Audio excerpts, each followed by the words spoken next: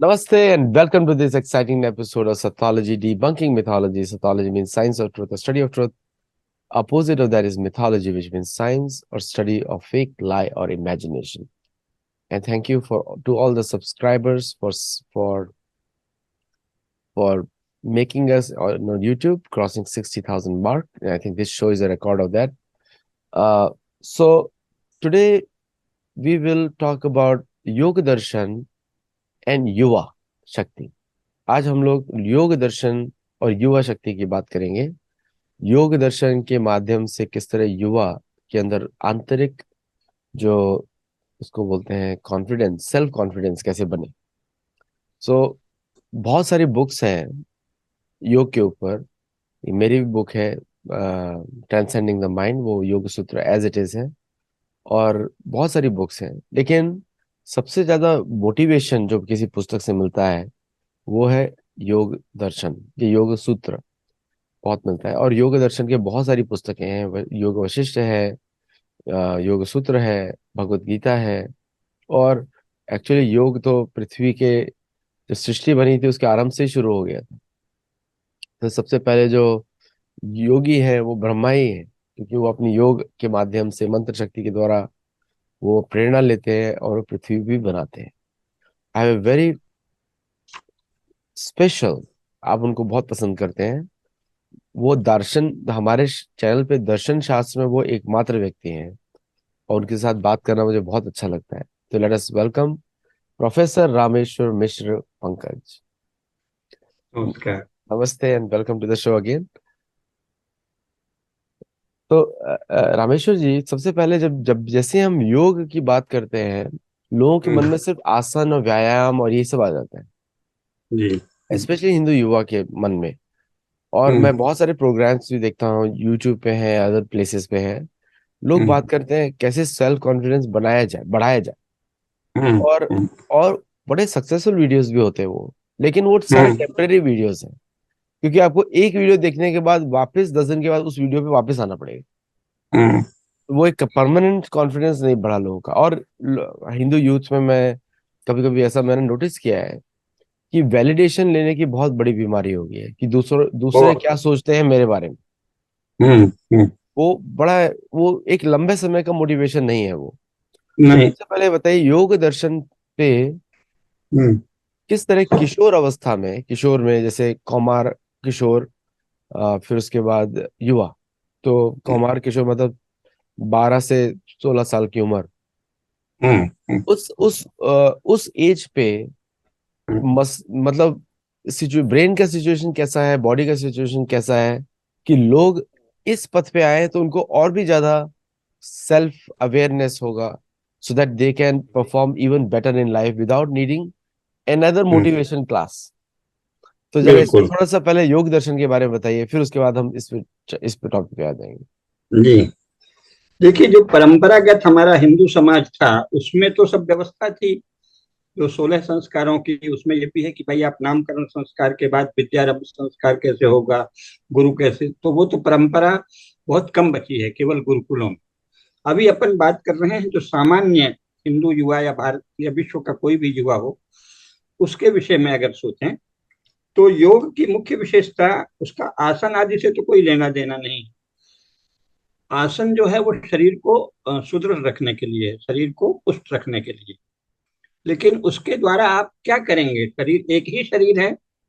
मान लीजिए आपका शरीर पुष्ट है, इसके द्वारा आप सैकड़ों प्रकार के काम कर सकते हैं। आप जरूरत से ज्यादा भोग कर सकते हैं, जरूरत से ज्यादा खेल कूद व्यायाम कर सकते हैं, जरूरत से ज्यादा अ, चित्त की चंचलता वाले काम भी कर सकते हैं। तो शरीर स्वयं में तो साधन है, वो साध्य नहीं है ना। अगर शरीर आपका सुदृढ़ है और आपने शरीर को सुदृढ़ बनाने वाली विधियां जान ली, आसन आदि की, व्यायाम आदि की, तो वो व्यायाम का ही अंग है। आसन, आसन के नाम पर जो भी तरह तरह की एक्सरसाइज की जाती है वो तो व्यायाम का एक अंग है, और उसका कुल उद्देश्य शरीर को सुदृढ़ बनाना है। इसलिए जो योगा के नाम से आसन वगैरह उछल कूद है या प्रारंभिक प्राणायाम है, वो तो योग है नहीं। अब मुख्य बात यह है कि किशोर के लिए क्या क्या योग शास्त्र कहता है। और युवाओं के लिए क्या कहता है, क्योंकि हमारे यहाँ तो बिल्कुल शिशु है, फिर जैसे जैसे पढ़ते हैं बाल्यावस्था है, पौगंड है, कौमार है, किशोर है, युवा है, सभी का वर्णन है शास्त्रों में। लेकिन अभी अपन जो शास्त्र के अनुसार पूरी तरह व्यवस्थित जीवन नहीं जी रहे हैं, लेकिन जिनमें इच्छा है आगे बढ़ने की, जीवन की सार्थकता की खोज की, उनकी बात कर रहे हैं। तो उसमें किशोर मन जो है उसकी विशेषताओं के विषय में हमारे शास्त्रों में बहुत चिंतन हुआ है, और योग भी उस विषय में बहुत चिंतन करता है। लेकिन जो सबसे महत्वपूर्ण बात यह है, योग के विषय में कुछ भी चर्चा के पहले जो सबसे पहले स्मरण रखना चाहिए और लोग नहीं रखते, वो प्रारंभिक सूत्र योग का क्या है। जैसे पतंजलि ने जो योग सूत्र लिखा है उसमें अथ योगानुशासनम, ये तो प्रारंभ की घोषणा हो गई कि अब हम योग के अनुशासन का आरंभ करते हैं। पहला ही सूत्र है अथ योगानुशासनम। ठीक है, ये है कि एक तरह से घोषणा है कि अब हम योग का अनुशासन आरंभ करते हैं। तो इसको तो प्रथम केवल शुभारंभ की घोषणा के रूप में लेंगे। इसके बाद का जो सूत्र है वो सबसे प्रथम सूत्र माना जाना चाहिए, और वो क्या है, योगस चित्त वृत्ति निरोध। यानी योग की न्यूनतम शर्त है कि आप चित्त वृत्तियों के निरोध के लिए तैयार हो जाएं। ये योग की पहली पहचान है। अब होता क्या है कि लोग उससे घबराते हैं क्योंकि वो उनको जटिल लगता है, कठिन लगता है, तो इधर उधर की बातों में चले जाते हैं। आसन कैसे करें, उठना कूदें कैसे, सांस कितने प्रकार से लें और सांस को रोकें कैसे, तो वो शरीर और प्राण शक्ति को पुष्ट करने वाली बात है। लेकिन योग में तो ये कहीं शुरू में नहीं कहा है। पतंजलि योग सूत्र का पहला सूत्र क्या है समाधिपाद में, अथ योगानुशासनम योग चित्त वृत्ति निरोध। चित्त वृत्तियों का निरोध ही योग है। तो अगर कोई योग के द्वारा शरीर को, मन को, बुद्धि को, संपूर्ण व्यक्तित्व को सार्थक बनाना चाहता है, तो उसका पहला काम है कि वो ये जाने कि योग क्या है। चित्त वृत्तियों का निरोध ही योग। यानी जैसे ही आपने योग की बात की तो दो चीजें सामने आ गई। अगर किसी की योग में थोड़ी भी रुचि है तो योग की बात करते ही उसके ध्यान में दो बात आनी चाहिए। एक तो है चित्त वृत्ति और दूसरे है निरोध। क्योंकि ये समाधिपाद का दूसरा सूत्र है और वस्तुतः व्यवहार में ये पहला सूत्र है, योग चित्त वृत्ति निरोध। योग क्या है, चित्त वृत्तियों का निरोध। अब इसमें फिर तीन चीज आ गई, दो दिखने वाली दो चीज है, चित्त वृत्ति और निरोध। इसमें तीन वस्तु आ गई, चित्त, चित्त वृत्ति और निरोध। अर्थात इन तीन चीजों का आरंभिक ज्ञान तो अत्यंत आवश्यक है। किसके लिए, युवक के लिए, क्योंकि युवकों के लिए ही है योग। लेकिन किशोर के लिए क्या करें, इस पर अभी 2 मिनट बाद आते हैं। तो किसी भी युवक को यदि योग की साधना करनी है तो उसको पहला सूत्र तो अच्छे से रट लेना चाहिए, योगश चित्त वृत्ति निरोधा। योग चित्त की वृत्तियों का निरोध है। अब इसमें दो चीज आ गई, चित्त वृत्ति और उनका निरोध। इसलिए किसी भी योग के जिज्ञासु को तीन चीजें जाननी चाहिए, चित्त क्या है, चित्त की वृत्तियां क्या हैं, और निरोध कैसे किया जाता है। अगर ये जान लें तो योग का आरंभ होता है। उसके पहले आप कितना उछलते कूदते हैं, कितने तरह से सांस लेते हैं, प्राणायाम कैसे करते हैं, उससे फेफड़े कैसे मजबूत करते हैं, शरीर की अलग अलग मांसपेशियां और इंद्रियां और हाथ पैर छाती जांघ आंख नाक कान सिर, इनको कैसे सुदृढ़ बनाते हैं, इसका वस्तुतः योग से कोई संबंध नहीं है। ये तो मनुष्य मात्र को वैसे भी करना चाहिए, आप योगी हो चाहे भोगी। तो योग का आरंभ होता है चित्तों को जानना, चित्त की वृत्तियों को जानना और निरोध को जानना। लेकिन किशोरों के लिए क्या करें, दो अलग अलग बात हो गई ना जो आपने कहा है। एक तो अपन आएंगे युवकों को क्या करना चाहिए योग के द्वारा अपनी क्षमताओं का विकास करने के लिए, लेकिन उसके पहले किशोर क्या करें। तो जो किशोर हैं उनके लिए हमारे यहाँ बहुत चिंतन शास्त्रों में हुआ है। यहाँ योग भी उसी का अनुसरण करेगा कि सबसे पहले अगर कोई युवक है, किशोर है, अभी युवक नहीं हुआ है, तो उसका जो मन है वो तो सदा ताजा रहेगा ही, लेकिन उसकी स्मरण शक्ति उस समय सबसे अधिक प्रखर होती है। इसीलिए अपने यहाँ सभी जगह ये विधान है कि आपको सबसे पहले ब्राह्म मुहूर्त में उठकर कोई ना कोई एक शास्त्र पढ़ना चाहिए। और शुरू में किशोरावस्था में शास्त्रों के अर्थ को जानने पर बिल्कुल जोर नहीं देना चाहिए। जैसे मान लीजिए कि आपने पाणिनि की अष्टाध्यायी पढ़ी, तो शुरू में अष्टाध्यायी केवल रट लेना है, क्योंकि सुबह अगर पढ़ेंगे तो वो कंठस्थ ज्यादा, मुखाग्र यानी याद स्मरण ज्यादा हो जाता है। ब्राह्म मुहूर्त में जो भी नित्य पढ़ा जाएगा वो चित्त में अंकित हो जाएगा, स्मृति का अंग बन जाएगा और वो जीवन भर काम आएगा।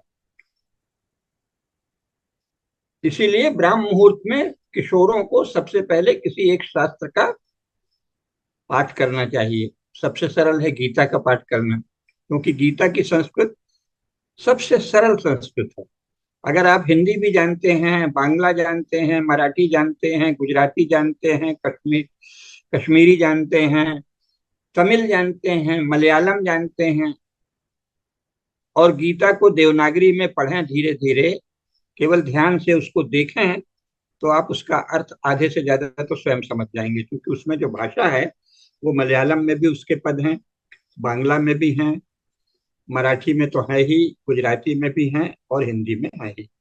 तो सबसे सरल है कि किशोर को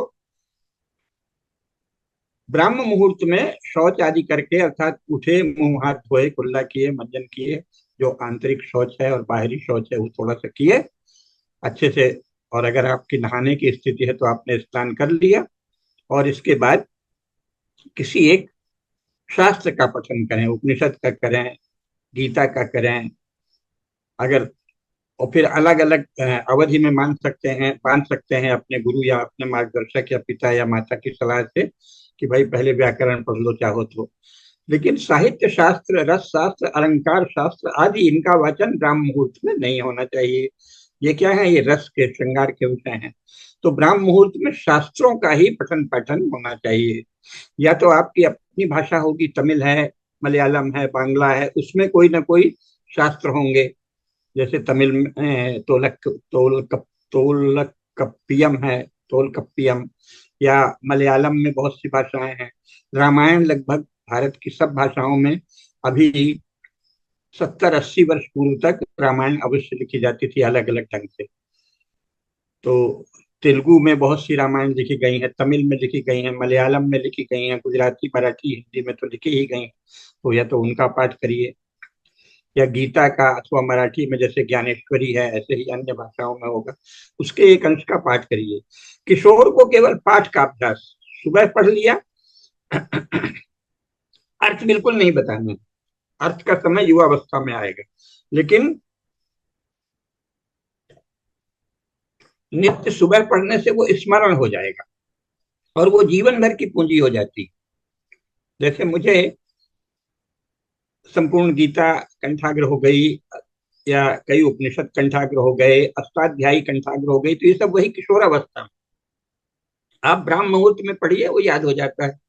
अब जो लोग हमारे साथ हैं उनमें से कई कहते हैं आप तो शास्त्र पढ़ते नहीं दिखते, और आप जब बोलते हैं तो दनादन उसके श्लोक बोलते हैं, मंत्र बोलते हैं। तो वो किशोरावस्था का पढ़ना ही काम आता है, जीवन भर याद रहता है। ऐसे याद रहता है जैसे आपने अभी अभी पढ़ा है। इसलिए हर किशोर को ब्राह्म मुहूर्त में किसी एक शास्त्र का पाठ अवश्य करना चाहिए, और बस उसको पढ़ जाइए। अर्थ का मनन बाद में, बाद के लिए छोड़ दीजिए। ये पूंजी है जो जमा हो रही है जीवन भर, आपके लिए काम आने वाली ज्ञान की पूंजी, ज्ञान का कोष, ज्ञान का खजाना। तो ब्राह्म मुहूर्त में उसको पढ़ लेना चाहिए। इसके बाद फिर जिसकी जैसी स्थिति हो, स्नान आदि के बाद थोड़ी सी पूजन, अपने इष्ट देवता का पूजन करे, कुल देवता का पूजन करे, और फिर योग की दृष्टि से उसको गुरु के द्वारा थोड़ा सा समझाया जाना चाहिए, जिस पर हम अभी आते हैं। किशोरों को यदि आपने योग की आरंभिक जानकारी भी दे दी तो उनके बहुत काम की होगी जीवन भर। युवकों के लिए बाद में आएंगे। तो किशोरों की आरंभिक जानकारी किशोरों को दी जाने योग्य क्या है? पहला हमने बताया योगस चित्तवृत्ति निरोधा है, तो वो जरूर पूछेंगे चित्तवृत्ति क्या है, निरोध क्या है, तो उनको कह सकते हैं कि ठीक है अभी बताएंगे, क्योंकि वो कठिन विषय है ना, महत्त्व हुआ, उससे अहंकार हुआ, उससे बुद्धि मनस आदि, वो बाद में युवावस्था में बताने की चीज है। लेकिन प्रारंभ में किशोर को क्या बताएं? तो किशोर को कहेंगे कि चित्तवृत्ति का निरोध होने पर ही आत्मा का ज्ञान होता है, तदा दृष्टु स्वरूपे अवस्थानम। तो चित्तवृत्तियों का निरोध, क्योंकि कोई भी व्यक्ति है अगर थोड़ा भी संस्कारी है तो उसको आत्म विषयक जिज्ञासा अवश्य होती है। वो जानना चाहता है मैं कौन, दूसरे क्या है, आत्मा क्या है, आखिर ये क्या शरीर है, मन है, प्राण है। शरीर तो दिखता ही है, मन की क्रियाएं दिखती हैं, बुद्धि की क्रियाएं दिखती हैं, प्राण को भी दिखा सकते हैं, प्राणायाम करते हो, सांस लेते हो, सांस चल रही है, सांस घुट रही है, सांस बढ़ रही है, सांस तेजी से धड़क रही है, सांस धीमी हो रही, तो ये प्राण की क्रियाएं हो गई। बुद्धि की क्रियाएं सब देखते हैं।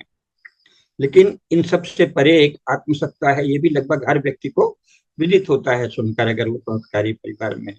तो वो आत्मा क्या है? तो वो आत्मा कैसे जानेंगे? कोई भी कहेगा हाँ मैं जानना चाहता हूँ कि आत्मा क्या है, तो आत्मा कैसे जानेंगे? जब आप चित्तवृत्तियों का निरोध कर लेंगे, बस इतना कहें, तब फिर चित्तवृत्तियों के विषय में बताना होगा। हर किशोर को केवल इतना बता दिया जाए कि तुम्हारे मन में जो भी भाव उठते हैं, जो भी, उनके मोटे तौर पे वो 5 प्रकार योग शास्त्र कहता है: प्रमाण, विपर्य, विकल्प, बिल्कुल। निद्रा और स्मृति। प्रति। निद्रा सब जानते हैं, सो जाते हैं।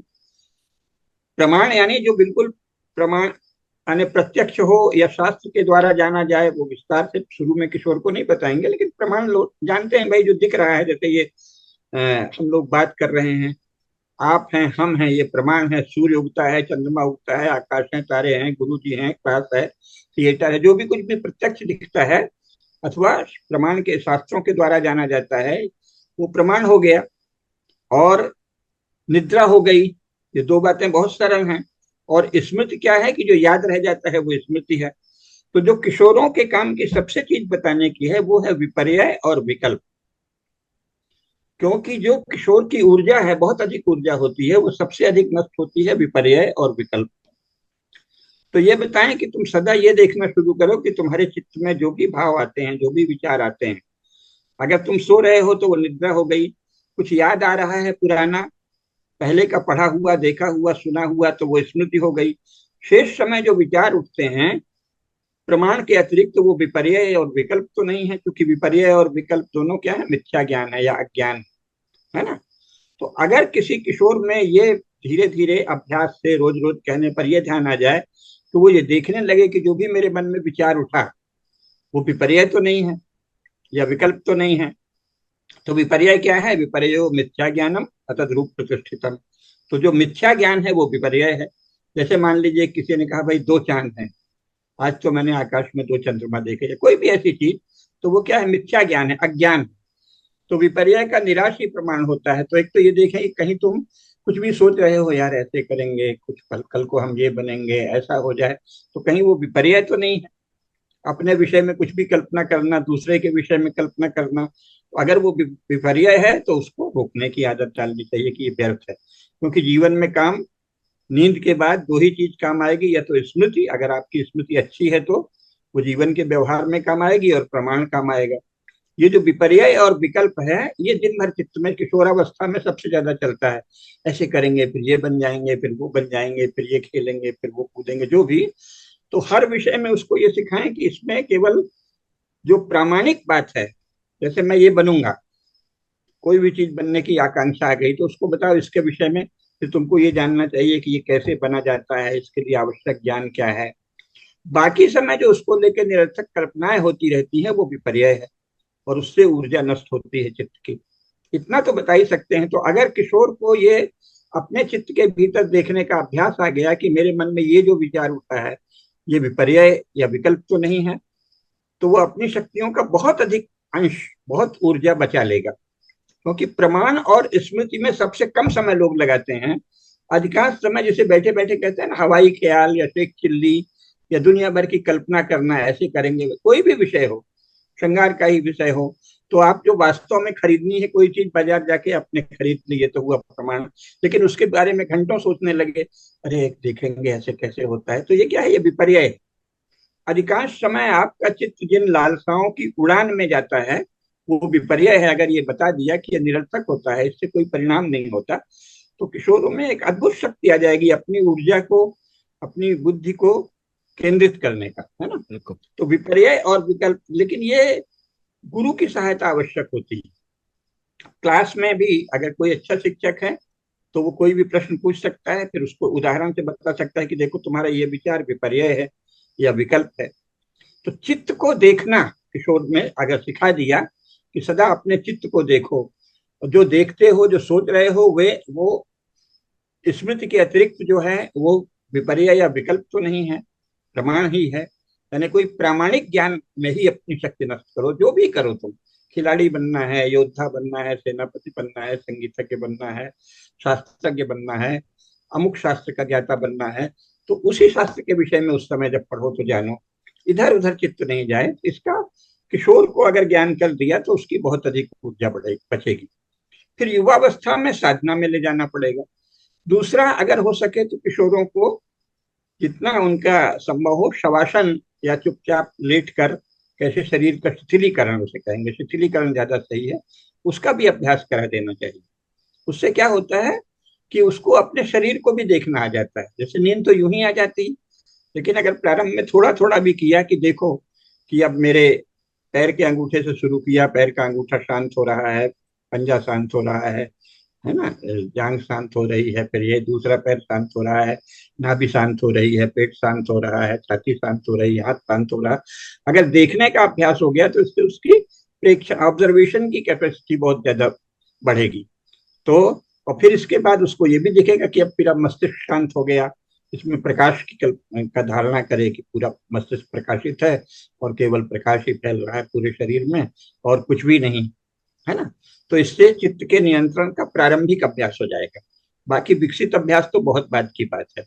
तो किशोरों को बस इतना ही करना चाहिए, सुबह सुबह किसी न किसी एक शास्त्र का नियमित पाठ, जब तक को याद ना हो जाए। जब एक याद हो गया तो दूसरे में चले, जैसे गीता करा दिया, गीता याद हो गई तो फिर उपनिषद में चले गए या व्याकरण में चले गए। और सुबह कविताएं या श्रृंगार की बातें या बाकी चीजें बिल्कुल नहीं, शास्त्र का ही पाठ सुबह होना चाहिए। और दूसरे, चित्त की वृत्तियों के विषय में, क्योंकि योग का आरंभ होता है चित्त की वृत्तियों के निरोध से। तो वृत्ति क्या है और निरोध क्या है, यानी उस पर नियंत्रण क्या है, इतना अगर अंकित हो जाए तो जब इसके बाद वो युवावस्था में जाएगा तो वो चित्त की वृत्तियों को रोकना सीख लेगा। उसकी विधि योग शास्त्र में बड़े विस्तार से दी है कि आप कैसे रोकें। फिर उसकी एक से एक उसके अलग अलग स्तर हैं। आप पहले प्रारंभिक रूप से रोक सकते हैं, फिर और विकसित हो गए तो और अधिक रोकेंगे तो आपको बहुत सी सिद्धियां भी प्राप्त होंगी। तो वो युवकों के लिए है, उस पर भी चर्चा कर सकते हैं, क्योंकि इससे बहुत सी शक्तियां आती हैं। अगर आपने अपनी आंतरिक शक्ति का अपव्यय रोक दिया, चित्त एकाग्र रहने का अभ्यास हो गया, विपर्य और विकल्प में यदि आपका चित्त नहीं भटकता, तो आपका बहुत समय बच जाएगा। बहुत थोड़े में आप चीजों को कर लेंगे, बहुत थोड़े में ज्ञान प्राप्त कर लेंगे। इसीलिए अगर किसी ने योग साधना कर ली तो वो बहुत सारी चीजें याद रख सकता है, बहुत सारे एक साथ अनेक विषयों में धीरे धीरे वो पारंगत हो सकता है।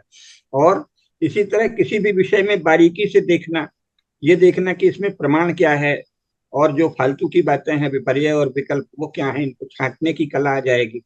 तो अपना जो लक्ष्य है उसके विषय में भी वो सदा सोचेगा, मुझे कार खरीदनी है तो कार के विषय में ठीक ठीक जानकारी प्राप्त कर रहा हूँ, या यूं ही गप्पे कर रहे हैं कि यार ये कार अच्छी होती है, वो कार अच्छी होती है। दोनों में डिफ्रेंशिएट करना, अंतर करना आ जाएगा कि क्या तो हमारे लक्ष्य का अंगीभूत विषय है, उस पे चलेंगे तो वो प्रमाण हो गया, उससे इधर उधर मन को भटकाएंगे तो वो विपर्य और विकल्प हो गया।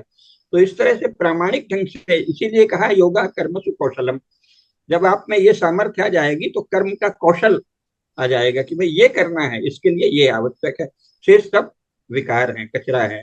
तो ये प्रारंभ में करना चाहिए So, जी। रामेश्वर जी, आपने बहुत अच्छा बात बताया। पहले तो 10 जो है आपने योगा पाणिनि कोई भी शास्त्र के 10 श्लोक याद करें। आई थिंक जो आप बता रहे हैं सबसे इम्पोर्टेंट है योग सूत्र के पहले शुरू के 10 याद करें। सो देन यू बिल्कुल। अंडरस्टैंड कि किस तरह आपका मन चल रहा है, मन के हाँ। पीछे वृत्तियों का किस तरह कार्य हो रहा है। हम्म। और फिर उसके बाद आप उसके आगे आप बढ़ सकते हैं। हम्म। आजकल के जो मैं टीवी शोज देखता हूँ मोटिवेशन वाले, इसलिए मैंने शुरू में टच किया था। बहुत हाँ। सारे मोटिवेशन के जो जो प्रोग्राम्स चलते हैं वो बड़े मतलब खोखले से हैं बहुत सारे। हाँ।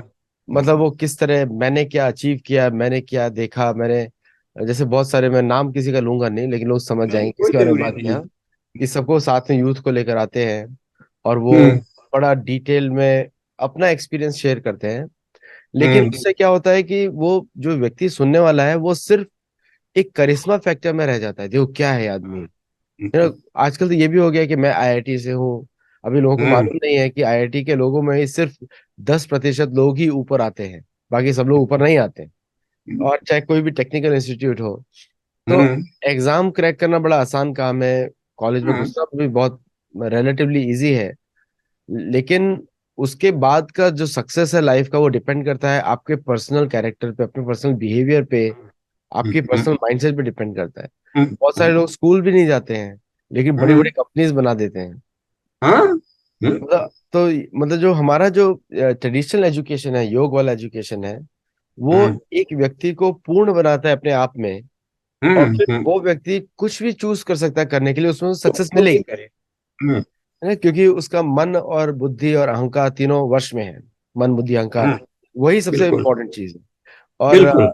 और जैसे भगवत गीता में भगवान बोलते भी हैं कि काम है हम्म। हृत ज्ञान प्रपंच अन्य देवता, मतलब वो बताते भी हैं कि एक्चुअली गलत श्लोक का मैंने कोट किया कि नरक के 3 द्वार हैं। त्रिविधम नरकस्येदं द्वारम मोहनम आत्मना, हाँ, कामः क्रोधः तथा लोभः काम क्रोध तस्मादेव। लोभ, है ना, काम क्रोध लोभ, हम्म। ये 3 द्वार है उसके नरक के।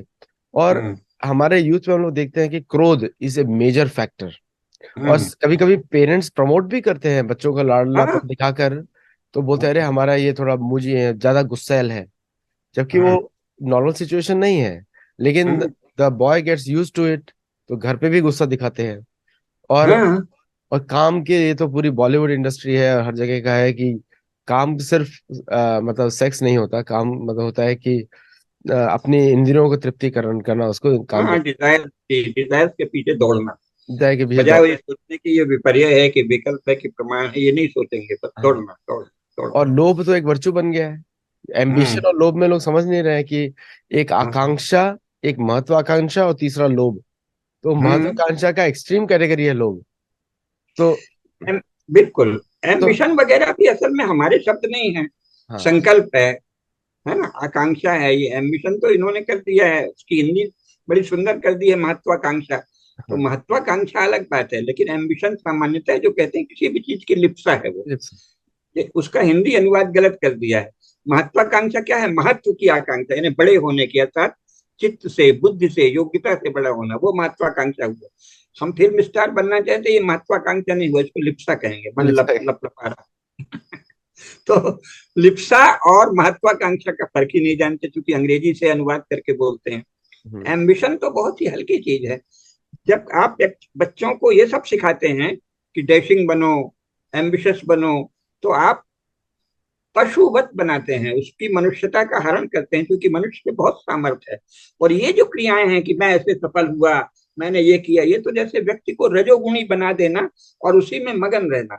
यानी तुमको ये मानव जीवन मिला है, तुम्हारे भीतर ये सामर्थ्य आई है कि तुम आत्मा को जान सको और संपूर्ण बुद्धि के स्वरूप को जान सको। उसके स्थान पर बुद्धि की किसी एक तरंग, बुद्धि की किसी एक लहर, बुद्धि की किसी एक लिप्सा के वशीभूत होकर दौड़े जा रहे हो, दौड़े जा रहे हो, गुलाम की तरह।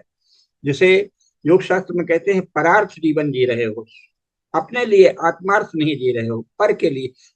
अपने इंद्रियों के लिए जीना भी परार्थ जीवन माना जाता है। जैसे आपने, भाई मैं तो ये खाऊंगा, वहां वो अच्छा भोजन मिलता है, तो इसे क्या कहेंगे? जिह्वा इंद्रिय के लिए आप ये कर रहे हैं, तो आप परार्थ हैं, आत्मार्थ नहीं। तो अब लोगों को परार्थ जीवन सिखाते हैं कि ऐसे करो, अमुक ऐसी सर्विस मिल जाएगी, ऐसी प्रसिद्धि मिल जाएगी।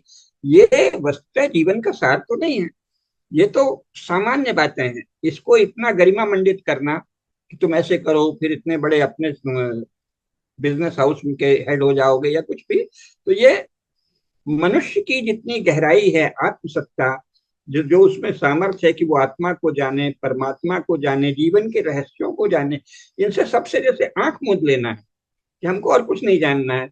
तो ये एक क्षुद्र रजोगुणी लालसा के पीछे दौड़ना, उसको गरिमा मंडित कर देते हैं।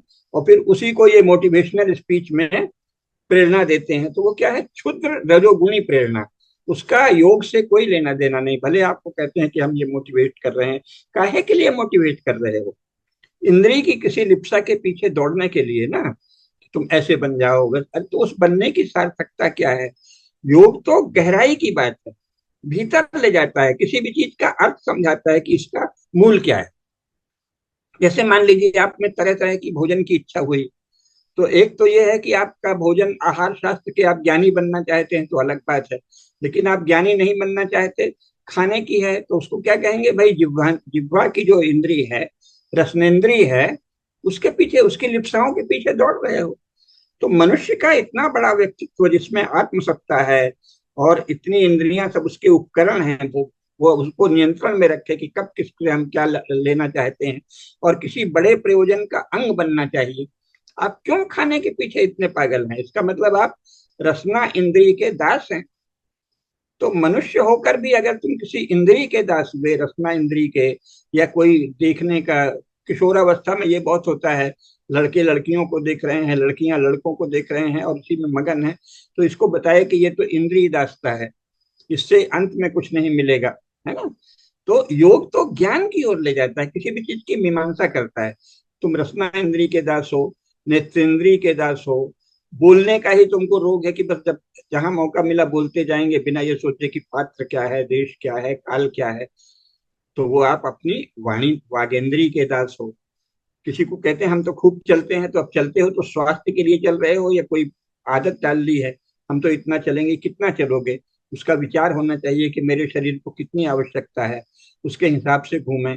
तो वो हुआ आत्मार्थ। नहीं नहीं, हमने तो सुन लिया है, तो वो लोग 10 किलोमीटर रोज चलते हैं, तो मैं 15 किलोमीटर रोज चलूंगा, तो क्यों चल रहे हो? तुम्हारे जीवन के प्रयोजन से इसका क्या संबंध है? इसीलिए आप देखिए, गीता में सद क्या कहा है, न ज्यादा सोने वाले को योग सिद्ध होता, न कम सोने नहीं सोने वाले को, न ज्यादा खाने वाले को, न खाने वाले को। कहा है ना कि न चाहते स्वप्नशील से जागृतो नहीं विचार न युक्ताहार विहारस्य युक्त चेष्टस्य कर्मसु। आहार, विहार और कर्म की चेष्टाएं ये सब युक्त हों, अर्थात आपके जीवन का जो प्रयोजन आपने निश्चित किया है, क्या आपकी हर क्रिया उसके अनुरूप है? इस विषय में चित्त को हर क्षण सजग रखना। इसके लिए विवेक की पुष्टि करनी होती है, विवेक जागृत होना है। विवेक कैसे आएगा? शास्त्रों के अध्ययन और बारंबार मनन करने से, या गुरु के मार्गदर्शन से, गुरु की सहायता से आएगा। तो ये सब गहरी बातें हैं जीवन की, क्योंकि मनुष्य हुआ है ना, मानव जन्म तो दुर्लभ जन्म है ना। ये जितना पशु भी कर सकता है तरह तरह से, हम यहाँ भी खाएंगे, वहां भी खाएंगे, ये भी खाएंगे, वो भी खाएंगे, तो ये रसना इंद्री के दास हो, या कुछ भी बोलेंगे, खूब भाषण देंगे, या दौड़ेंगे चलेंगे, या नहीं चलेंगे, बैठेंगे आराम करेंगे, लेटेंगे, लेटने का ही रोग है। हम तो बहुत सुखी हैं, सोते रहते हैं, मजे करते हैं अच्छे। तो ये सब क्या, इंद्रियों की दासता है। तो योग तो मनुष्य को उच्चतर, विराटतर, गहनतर ज्ञान देता है, जीवन की अर्थवत्ता, जीवन की सार्थकता का ज्ञान देता है। और जो आप ये मोटिवेशनल स्पीच आदि बता रहे हैं, ये तो मनुष्यों को रजोगुण में फंसा देने का तरीका है। किसी भी एक इंद्रिय के दास बन जाओ, या दो चार इंद्रियों के दास बन जाओ, तो वो कोई वो मोटिवेशन नहीं है, वो बहुत ही रजोगुणी लिप्साओं को जगाना है। योग का उससे कोई संबंध नहीं, भले वो उसको योग कह देते हैं। कंसंट्रेशन का भी, ऐसे तो कंसंट्रेशन गणित में सबसे ज्यादा होता है, जिसकी गणित में रुचि है, लेकिन वो तो योग नहीं माना जाता, थोड़ी देर का कंसंट्रेशन है। जब ज्ञान साथ में होगा कि मैं यह काम क्यों कर रहा हूँ, और मेरे जीवन के मूल प्रयोजन से इसका क्या संबंध है, इस ज्ञान के बिना योग नहीं होता। बिल्कुल। तो योग का आरंभ ही ज्ञान से होता है, ज्ञान की साधना से। जरूरी नहीं कि आप ज्ञानी हो जाएं, लेकिन ज्ञान की आप में अभीप्सा हो, ज्ञान की आप, ज्ञानी होने की आप में संकल्प और रुचि हो, तब आप योगी हैं। योग के जिज्ञासु या योग के विद्यार्थी हैं। योगी होना तो बहुत आगे की बात है। खुदाई की बात है। लेकिन हाँ, लेकिन योग के प्रवेश तभी माना जाएगा। बाकी आप कितना उछलते कूदते हैं और सांस कितनी तरह से लेते हैं, या ये सब मोटिवेशनल किस चक्कर में पड़े, उसका योग से कोई संबंध नहीं। वो नहीं, आपकी रजोगुणी लिप्साएं। आपने बिल्कुल सही बोला। बिकॉज जब भी मोटिवेशन की बात करते हैं लोग, वो हम्म, गुणों का प्रभाव भूल जाते हैं, सतगुण, रजोगुण, तमोगुण का। क्योंकि अर्जुन का वो क्वेश्चन भी है भगवद गीता में कि अगर मेरी इच्छा भी नहीं हो तभी मैं किसी कार्य के लिए फोर्स हो जाता हूँ करने के लिए। मतलब भगवान तो बोलते हैं कि बिना कर्म किए हुए तो तुम पलके भी नहीं झपका सकते। बिल्कुल। न ही कश्चित क्षणमपि जातु तिष्ठत अकर्म कृत, कर्म एक क्षण भी आप बिना कर्म किए नहीं रहते, हर नहीं रह चीज कर्म। सकते। हाँ। हम्म। और क्षण का मतलब होता है 1.62 सेकंड अकॉर्डिंग योग दर्शन, एकदम एग्जैक्ट मतलब है उसका। तो मेरी पुस्तक में भी है। लेकिन अ, तो लोग जो है जैसे बच्चों को भेजते हैं, इतनी सारी क्लासेस भेजते हैं, और बच्चे लोग बचपन से ट्रेन हो गए हैं एक सिस्टम में रहने के। उस हम्म। सिस्टम से बाहर नहीं निकल सकते। कुछ बड़े small minority comes out of the system, और जो कि लीडर बनती है, वो उसका हम्म। खुद का ही प्रयास है। लेकिन हम्म। सबका प्रयास नहीं है। जैसे मैं आपको एक आइडिया देता हूँ, सजेशन, मतलब एक शेयर करता हूँ एक अपना। हम्म। यूरोपियन एडवेंचरर्स, यूरोपियन डिस्कवरर्स, हम्म। इतना ज्यादा उसको रोमांटिसाइज कर दिया गया है। यूरोप हम्म। के लोग इधर गए, यूरोप के लोग उधर गए, यूरोप के लोग इधर गए, और हम्म। भारतीयों को सिखाया गया तुम अपने काम में फोकस करो, इधर उधर का हम्म। मत देखो। हम्म। जबकि एडवेंचर या डिस्कवरी करना भी मनुष्य का एक एक प्रकार के स्वभाव है उसका, हाँ। दूसरे की तरफ जानने का। और हम्म। ये नहीं सिखाया गया कि भाई आप भी निकल सकते हो, समुद्र नौका लेके निकल जाओ, ढूंढो जाके। हम्म। लेकिन ये बताया गया कि तुम्हारे परिवार का क्या होगा, परिवार का पोषण भी करना है, वो भी जरूरी है, मैं मना नहीं कर रहा हूँ।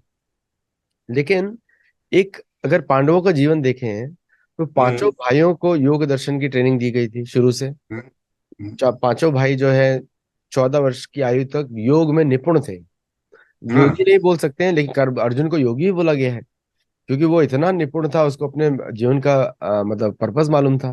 बिल्कुल। और उस समय युधिष्ठिर की आयु 16 वर्ष की थी जब पांडव का देहांत हुआ। तो वो 14 वर्ष की आयु में अर्जुन और 16 वर्ष की आयु में युधिष्ठिर, ये सभी लोग मेच्योर इंडिविजुअल्स थे, सबके सब। इनको योग हम्म। दर्शन का ज्ञान, वेदों का ज्ञान, इतिहास का ज्ञान, और हम्म। फिर उस लेवल पे आकर ही वो बड़े बड़े ऋषि मुनियों से बात कर सकते हैं। हम्म। नहीं तो बड़े बड़े ऋषि मुनि अपना समय क्यों व्यर्थ करेंगे अगर कोई व्यक्ति हम्म। उसकी काबिल पात्रता ही नहीं है उसकी। तो पात्रता उनकी इतनी बढ़ाई गई योग के द्वारा कि वो अब देवताओं से भी बात कर सकते हैं, और अपने मतलब साधारण जो उनके सहयोगी उनसे भी बात कर सकते हैं। और हम्म। तो आत्म संयम, जो इंटरनल जो संयम है, ध्यान धारणा समाधि, पांचों भाइयों में है उस वर्ष की आयु पे। और जबकि हाँ। उस समय जो है नकुल और सहदेव तो से 13 वर्ष के थे, 14 वर्ष, 12 वर्ष के थे, बहुत ही छोटे बालक थे। तो ये जो हमको सिखाया गया है कि आप 14 वर्ष तक, तो हम अपने बालकों को ट्रेन करते हैं कि अरे लॉलीपॉप खाओ, ऐश करो, और मूवी में दिखाया गया है साधु संतों का अनादर करो, और अपना भी मतलब एक चंचलता, चंचलता को भर दिया गया है, लाइक बी एक्साइटेड, और कुछ भी फ्लिकरिंग फ्लिकरिंग माइंड, वो उसको एनकरेज किया गया है। जबकि शास्त्रों में एकदम विपरीत है। शास्त्रों में चंचलता को कौमार अवस्था के बाद नहीं किया जाता ज्यादा, क्योंकि उसमें आपको धैर्य लाना पड़ेगा, गंभीरता लानी हम्म। पड़ेगी। गंभीरता का मतलब सीरियसनेस नहीं होता। नहीं। गंभीरता का मतलब होता है कि जैसे आपने बताया कि अपनी योग साधना में, या योग जो आपका पथ है, उसमें हम्म। आप यू आर मोर स्टेबलाइज्ड, उसके बाहर नहीं निकल रहे आप। तो हम्म। उससे फिर now you can do anything because you are control within. हम्म। तो ये जो रॉन्ग एजुकेशन है अबाउट योग दर्शन और पर्पस ऑफ लाइफ के बारे में, जो बड़े हम्म। बड़े लोग क्वेश्चन करते हैं, वीडियो शोज बनते हैं, वो तो योग की पुस्तक के अगले पिछले पहले 10 श्लोकों में ही क्लियर हो जाता है सब कुछ। हाँ हाँ, बिल्कुल निरर्थक है, वो तो उछल कूद है निरर्थक बंदरों ने। है, बंदरों के जैसे। देखिए, हाँ। जो आपने कहा, ये क्या है कि जैसे कि घर को ही देखो, अपने काम से देखो, ये तो किसी विपत्ति के काल में भारतीयों के भीतर जो आ गया वो है। सामान्यतः तो ऐसा कुछ नहीं है। जितने एक्सप्लोरर और डिस्कवरर यूरोपीय लोग रहे हैं, उससे कई गुना भारतीय सदस्य रहे हैं। आखिर जितना पुराना विवरण मिलता है, भारत के व्यापारी ही समुद्र में दूर दूर तक जाते थे। कब? जिस समय यूरोप के लोगों को समुद्र के भीतर जाने से ही डर लगता था, डोंगी से किनारे किनारे चलते थे। वो समुद्र के किनारे रहते हुए भी यूरोपियन लोग बहुत समय तक बस डोंगी से समुद्र के किनारे किनारे घूम फिर के लौट आते थे कि आगे शायद कोई अंतहीन नरक है और उसमें गिर जाएंगे। चर्च ने तो यही सिखाया था। तो भारतीय सबसे ज्यादा एक्सप्लोरर और डिस्कवरर रहे हैं। सवाल ये कि डिस्कवरी इन्होंने पहली बार की तो उसको अपना गरिमा मंडित कर दिया। अन्यथा सारी दुनिया के विषय में भारत को कैसे ज्ञान था? भारत के व्यापारी सदा से ही, जैसे अमन अमन और ओमान जो है, उसमें से अमन और यमन भी, ये तो हमारा बीच का पड़ाव पड़ता था। रोम तक सदा से ही भारतीय लोग जाते थे। हमारा भारत का व्यापार था संपूर्ण अमन, यमन और उससे आगे इधर रोम तक, यानी दूर दूर तक भारतीय व्यापारी सारे ही यूरोपीय क्षेत्र में और अफ्रीकी क्षेत्र में भी भारतीयों को सदा से अभ्यास था। तो हम डिस्कवरर तो सदा से थे और एक्सप्लोरर भी सदा से थे। हो क्या रहा है, यूरोप के लोगों ने एक समय ऐसा किया कि भारतीयों का, कोई साधारण लोगों का, जैसे कोई बेचारा दुखी विपदा में पड़ा हुआ है और अभावग्रस्त है, वो जो कह रहा है उसको उन्होंने इन राइटिंग ले आए। देखो भारत के लोग ऐसे सोचते हैं। तो और अपने जो उनके सबसे ज्यादा करेजियस लोग थे, सबसे ज्यादा साहसी, सबसे ज्यादा एक्सप्लोरर, सबसे ज्यादा डिस्कवरर, उसको अपना, अपने अपवाद को उन्होंने अपना उदाहरण बना दिया। आखिर सारा ही इंग्लैंड या सारा ही फ्रांस या सारा ही स्पेन और सारा ही पुर्तगाल तो डिस्कवरी नहीं कर रहा था ना। कितने लोग स्पेन, पुर्तगाल, इंग्लैंड, फ्रांस या जर्मनी के कितने लोग डिस्कवरी कर रहे थे? भारत के लोग उससे कई गुनी अधिक संख्या में सदा से डिस्कवरी कर रहे थे, सदा से एक्सप्लोरेशन कर रहे थे। सब कुछ तो भारतीयों ने ही किया। अब हो क्या रहा है वो, कि भारत के जब वो यहाँ छा गए, तो क्योंकि उनके मन में इलविल है, दुर्भावना है, और जानबूझकर भारत को नीचा दिखाना है, या जहां भी उन्होंने अपना क्षेत्र बना लिया, चाहे वो अमेरिका में ही हो, तो पुराने इंडियन लोग हैं उनको घटिया दिखाना है। तो इसलिए अपनी अपनी डींग मारते हैं, अपने पुरुषार्थ मारते हैं, अपने पुरुषार्थ की प्रशंसा करते हैं, गलत है क्या है, और अपनी डींग मारते हैं और अपने अपवाद को नियम बताते हैं। कुल मिलाकर इंग्लैंड के कितने लोगों ने डिस्कवरी की? कुल मिलाकर इंग्लैंड के कितने लोगों ने एक्सप्लोर किया दुनिया को? आबादी तो उससे बहुत अधिक थी। तो भारत का भी कोई साधारण आदमी जो किसी समय कष्ट में है, उसने क्या कह दिया कि अरे भाई पहले अपना घर देखो, उसको तो आप प्रमाण मान लेते हैं। और भारत के ही पंडित सारी दुनिया में गए।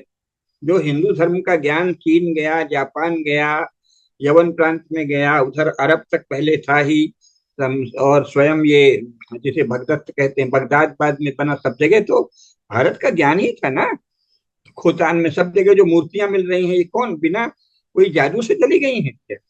जहां भी खुदाई करिए, चाहे वो तारिम बेसिन हो, चाहे वो खोतान हो, चाहे वो अजरबैजान हो, ताजिकिस्तान हो, तुर्कमेनिस्तान हो, मध्य एशिया हो, अरब हो, ईरान हो, इराक हो, सब जगह जो भारत की मूर्तियां मिलती हैं, भारत के मंदिर मिलते हैं। अभी कुछ समय पहले उन्होंने बामियान में बुद्ध की प्रतिमा तोड़ी थी। कौन गया था, वो कौन बना रहा था? तो भारत के लोग सबसे ज्यादा अभियान करते रहे हैं विश्व में, सबसे ज्यादा दुनिया भर में यात्राएं करते रहे हैं, सबसे अधिक संसार भर में व्यापार करते रहे हैं, सदा ही जाते थे। हो क्या रहा है कि वो चुन चुन कर भारत के साधारण लोग जो किसी समय विपदा में हैं, उनकी बातों को दर्ज करके कहते हैं कि ये भारतीय है, और उसी को चला दिया।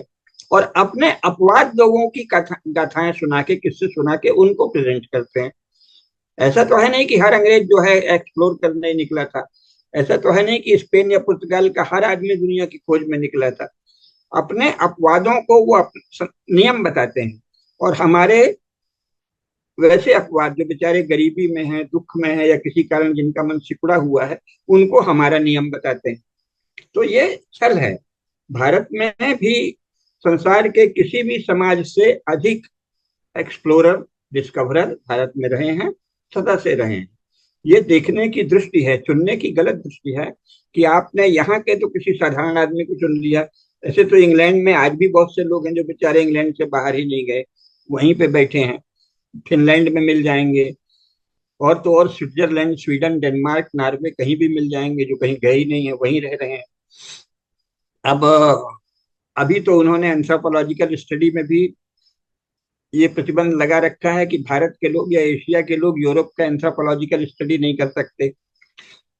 और भारत के लोगों ने स्वीकार भी कर लिया है। लेकिन अगर अच्छी सरकार आए तो हम भी अगर यूरोप की एंथ्रोपोलॉजिकल स्टडी करें, तो पता चलेगा कि वहां भी एक से एक लोग हैं, लाखों लोग हैं जो अपनी जगह बैठे हुए हैं, सिकुड़े हुए हैं, सबके सब थोड़ी डिस्कवरी कर रहे हैं। तो हम संसार में किसी से कम उद्यमी नहीं रहे, किसी से कम व्यापारी नहीं रहे। सब जगह जाते रहे। अच्छा, ये मुझे पता ही नहीं था कि आप so Indians can not study European anthropology. हाँ, नो, यू आर बार्ड, आप पर प्रतिबंध है। क्यों है? उन्होंने कह दिया कि आप इनकेपेबल हैं एंथ्रोपोलॉजिकल स्टडी के। ये वाह। तो मुझे तब पता चला जब मैं दिल्ली में था, तो मैंने पहले कहा कि भाई हमारे मित्र लोग हैं, उनमें से कई अब नहीं रहे, तो उन्होंने बताया centre for study of developing society. तो एक तो मैंने कहा कि ये नाम गलत, हम लोग डेवलपिंग सोसाइटी नहीं है। या तो आप कहो कि हम डिकेडेंट सोसाइटी हैं, या हम डेवलप्ड पहले से हैं। डेवलपिंग तो यूरोप है। तो आप तो गलत करें, वो अभी तो वो खुद ही कह रहा है कि अभी हम कुछ समय पहले तक ऐसे थे, नंगे रहते थे, कपड़े की छाल, पेड़ों की छाल पहनते थे, तो उनका प्रमाण अपने बारे में है। डेवलपिंग सोसाइटी यूरोप है। लेकिन अगर आप डेवलपिंग और डेवलप में कंफ्यूज करते हैं, तो मैंने कहा सेंटर फॉर यूरोपियन स्टडीज बनाते हैं। तब उन लोगों ने बताया कि नहीं नहीं, हम कर ही नहीं सकते, यूरोप की एंथ्रोपोलॉजिकल स्टडी हम नहीं कर सकते। वाह। वो कहते हैं कि नहीं, you are not allowed to, हम आपकी एंथ्रोपोलॉजिकल स्टडी करेंगे। ऐसे चल रहा है। तो मैंने कहा भाई हम यूरोप की स्टडी करना चाहते हैं, तब हम यूरोप की असलियत बताएंगे। अभी तो वो अपना उज्जवल पक्ष बताते हैं, और हमारा जो डार्क साइड है वो बताते हैं। जरा हम भी उनका बताएं। क्या यूरोप का हर आदमी दुनिया में घूमता है? अभी भी बहुत बिल्कुल। से लोग पड़े हैं वहीं वहीं, पैदा होते हैं वहीं, मर जाते हैं, भरे पड़े हैं। अमेरिका में 60% लोगों के पास पासपोर्ट्स नहीं है। बताइए। उनको उनको घूमना, उनके लिए दुनिया घूमना मतलब मेक्सिको या यूरोप जाना ही उनके लिए दुनिया है। हाँ। और उसके लिए फिर। पासपोर्ट की जरूरत नहीं है। कभी कभी अब हाँ। जरूरत पड़ना शुरू हुआ है, लेकिन पहले नहीं था। और अब बताएंगे क्या? अमेरिका के लोग सारी दुनिया में घूमते रहे, कहाँ घूमते हैं भाई, झूठ बोलते हो तुम। और हमारे किसी गरीब आदमी ने, दुखी आदमी ने कहानी में लिख दिया या बता दिया कि हमारे जीवन में तो बस यही है, बाल बच्चे पालने, तो आपने उसको हमारा प्रतिनिधि बता दिया। हमारा प्रतिनिधि मोदी क्यों नहीं है? हमारा प्रतिनिधि चाणक्य और कौंडिन्य और सब जो दुनिया भर में गए, भारतीय संस्कृति का संदेश लेके संपूर्ण यूरोप में गए, अफ्रीका में गए, चीन में गए, जापान में गए, वो क्यों नहीं है? अभी हमारी नौसेना तो महाराज शिवाजी के समय तक हमारी नौसेना थी, हम्म। और इंग्लिश नौसेना से अधिक शक्तिशाली थी। अंग्रेजों ने तो कोई नौसेना का जहाज कोलकाता में आके पहली बार देखा, उसके पहले उनके पास पनडुब्बियां होती थी। उन्होंने जहाज हमसे सीखे, सब कुछ हमसे सीखा। नहीं, है ना? एक्चुअली क्या है कि उनके देशों ने, चाहे उनकी सेनाएं चाहे छोटी हो और लोग भी कम हो, लेकिन दूसरे देशों में जाके दूसरे के आक्रमण जरूर किया है। तो कितने वर्ष, 100 साल? 100 साल किया है। उसके पहले तो नहीं किया ना। हम तो हजारों साल से सब जगह बिना आक्रमण के फैल रहे हैं। तो उन्नत कौन हुआ? हमने आक्रमण नहीं किया, हम घूमने गए और आपको कुछ सिखाया और चले आए। तो डेवलप्ड तो हम हुए ना। बिल्कुल। तुमने तो पशुवत आक्रमण किया, जैसे कोई जानवर दूसरे जानवर पर आक्रमण करता है। यूरोप के लोगों का सारा व्यवहार जानवरों जैसा रहा है। जहां गए हैं आक्रमण किया है। क्यों भाई, वो भी तो मनुष्य है ना। तुमने उन पर क्यों आक्रमण किया? तुमने उनसे अपने जैसा व्यवहार क्यों नहीं किया? अगर प्रोक्सिमिटी होती है, निकटता आती है, तो एक निकटता मानवीय हो सकती है कि हम प्रेम से आपको समझें, आप हमको समझें। वो यूरोप के लोगों ने कभी नहीं किया। इन्होंने क्या किया? जैसे कोई बलात्कार करे, नोच डाले जानवर की तरह। तो ये तो अविकसित लोग हैं। किसी नए समाज से मिलते हैं तो उसको नोचने लगते हैं।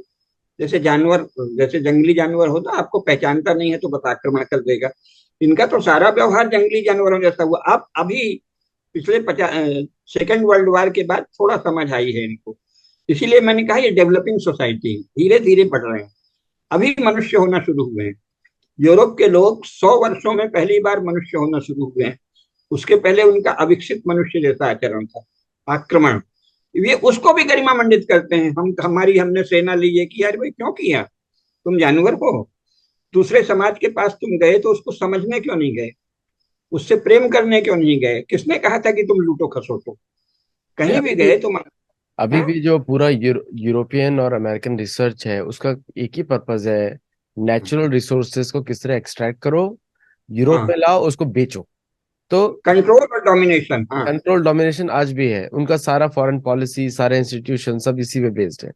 हम्म। और भारत जो बात करता है कि पूरे दुनिया में शांति की बात हो, पूरा दुनिया एक परिवार है, ये जो हम्म। बड़ी बड़ी बातें हैं, वो हम्म। वो हिंदू युवा को बिल्कुल भी उनके लेवल पे नहीं आती ये सब बातें। हाँ। हिंदू युवा को हम्म। दिखता है कि मेरे पास जॉब्स नहीं है, हमारे पास हम्म। बेसिक चीजें नहीं मिल रही, क्योंकि उसको इंटरनेट से भरा गया है कि हम्म। ये देखो अमेरिकन लाइफस्टाइल है, इधर अमेरिका में ये चल रहा है।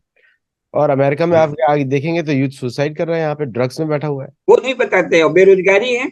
बेरोजगारी तो बहुत ज्यादा है। अनएम्प्लॉयमेंट इंग्लैंड में है, फ्रांस में है, सब जगह अमेरिका में बहुत अनएम्प्लॉयमेंट। ज्यादा है। यस। अमेरिका में है। अमेरिका में तो 10% पॉपुलेशन तो है गरीबी रेखा के नीचे है। मतलब हम्म, भारतीय गरीबी रेखा का जो एक्सट्रीम पॉवर्टी लेवल है, वो हाँ, अमेरिकन इकोनॉमी के हिसाब से इनका भी एक्सट्रीम पॉवर्टी लेवल है। तो हाँ, गरीबी बहुत ज्यादा है। लोग तो स्टेटिस्टिक्स तो बोलते हैं 21% है, 21। बताइए।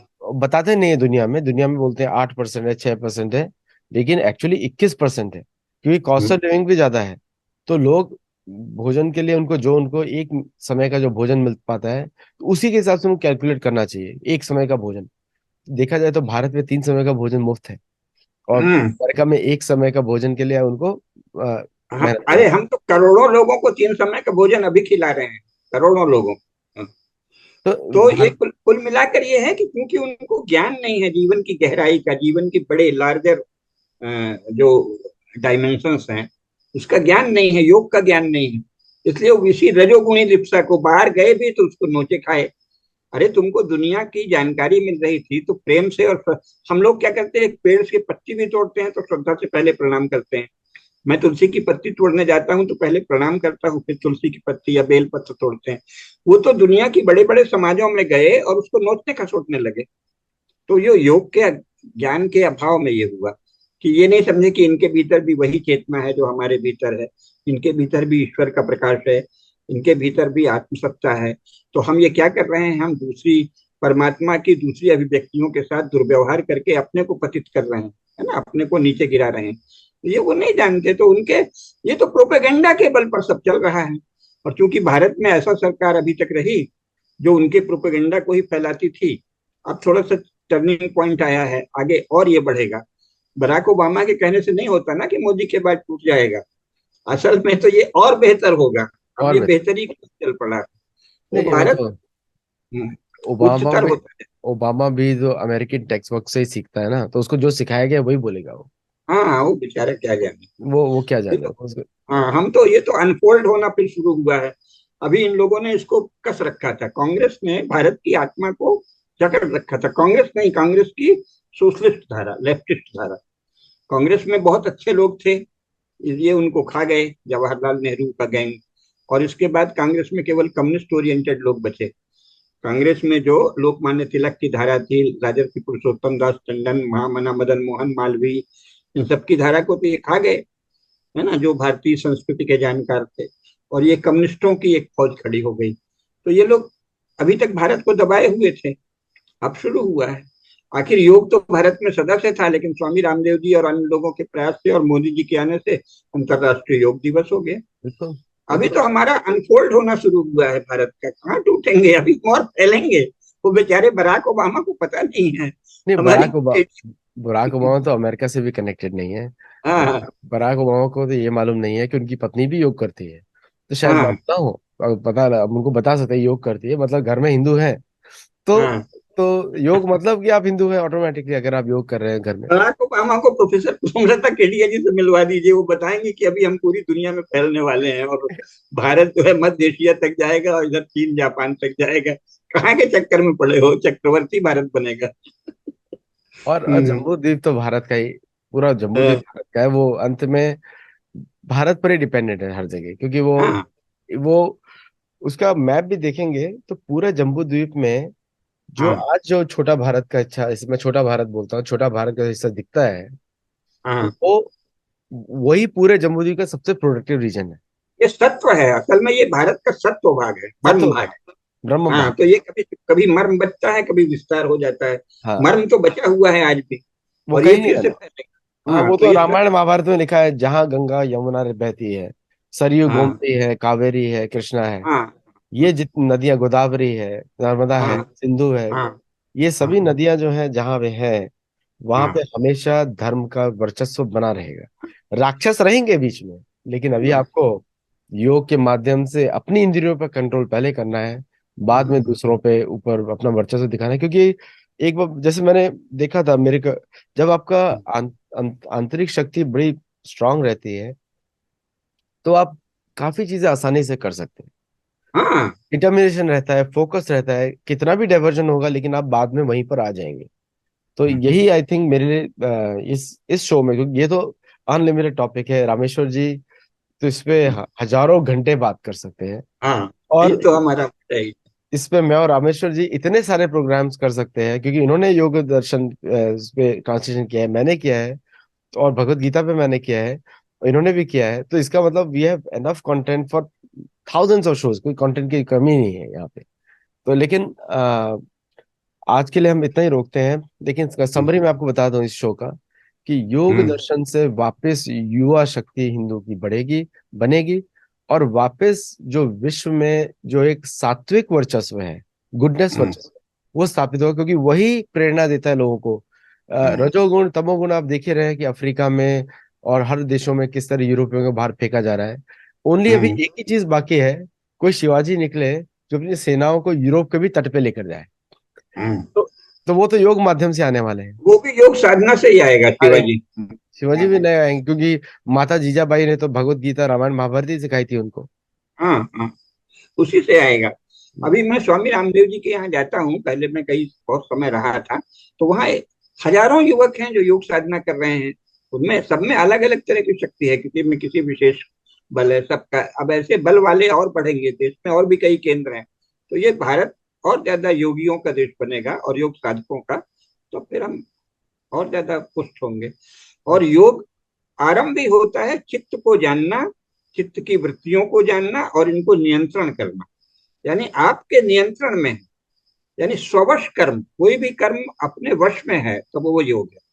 और अगर आप यूं ही कर रहे हैं, परवश हैं, तो वो परवश जीवन। तो योग जो है जीवन को स्ववश बनाना, अपने वश में आपका जीवन रहे, परवश आपका जीवन नहीं रहे, ये सिखाता है।